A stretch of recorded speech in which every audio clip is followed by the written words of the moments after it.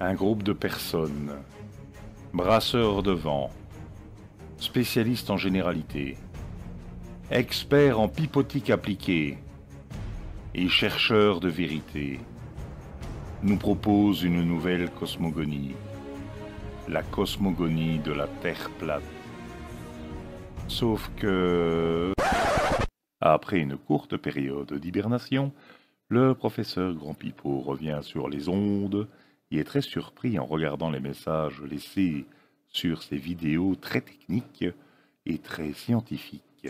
Par exemple, des adolescents qui viennent, qui le disent, j'ai 14 ans, j'ai 15 ans, j'ai 13 ans, et j'en sais beaucoup plus que ce pauvre gars qui pédale dans la choucroute.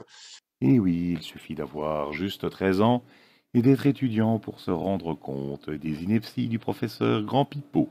Pour les adultes, on nous dit, ou encore des personnes, même très largement majeures, qui avec un simple bac S, pensent pouvoir m'apprendre quelque chose au sujet, par exemple, des lois de Newton.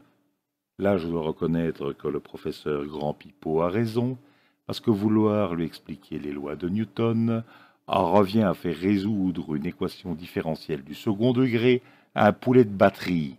Ça ne marchera jamais, même si le poulet de batterie est un peu plus intelligent que le professeur Grand Pipeau. À partir du moment où on parle de Terre plane, aux yeux même de ce qui pourrait être des collègues physiciens, Vous n'avez pas de collègue physicien, parce que pour ça, il vous faudrait un diplôme de physicien. Or, vous avez juste un certificat d'handicapé de la vie. on passe pour un benet. Je dirais carrément pour un gros neuneu, mais le pathos ne s'arrête pas là.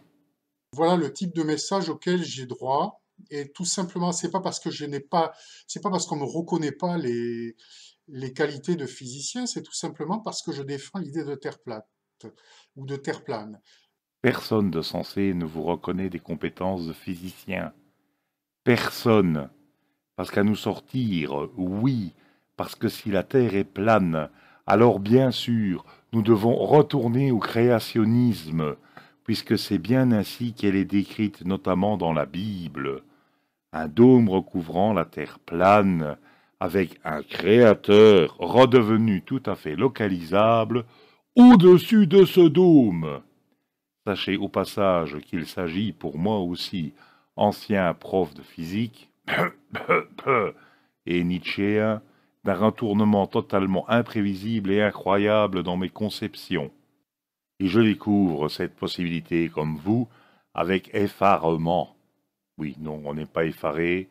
La seule chose qu'on se demande, c'est comment un physicien en arrive à retourner au créationnisme avec un créateur redevenu tout à fait localisable au-dessus de la cloche à fromage, en train d'orienter le projecteur holographique des étoiles vers la Terre pour qu'il fasse beau la nuit. Mais le grand délire ne s'arrête pas là, parce que le professeur Grand Pipeau va enseigner cette cosmologie pipotique dans les plus brefs délais.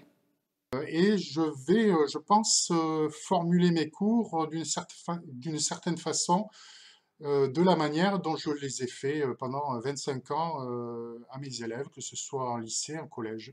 Puisque même un étudiant de 13 ans se rend compte des énormités proférées par le professeur Grand Pipeau, peut-être ferait-il mieux de faire l'impasse sur sa prétendue carrière de 25 ans dans l'enseignement qui n'a jamais existé.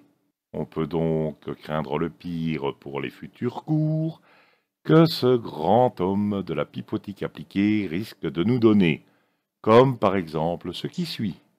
Voilà. Et donc, cette fameuse ceinture de Van Allen vient de là, si vous voulez. Toute cette hostilité électromagnétique et ces rayonnements de gamma, etc., serait piégée dans cette ceinture de Van Allen. Cette ceinture que je rappelle infranchissable par nous.